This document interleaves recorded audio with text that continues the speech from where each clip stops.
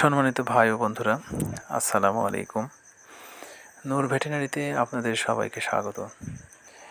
স্ক্রিনে যে বাছুরটি দেখতে পাচ্ছেন, এটি একটি হলস্টেইন ফ্রিজিয়ানের ক্রস বিটের প্রজননের মাধ্যমে বাচ্চাটি হয়েছে।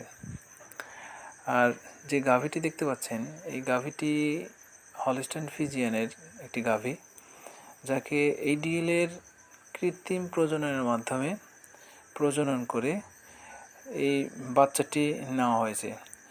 আর একটা কথা আপনাদের বলতে পারি যে আপনাদের গাভী যদি হলস্টেইন ফ্রিজিয়ান হয়, অবশ্যই আপনারা হলস্টেইন ফ্রিজিয়ানের বাচ্চা দেবেন।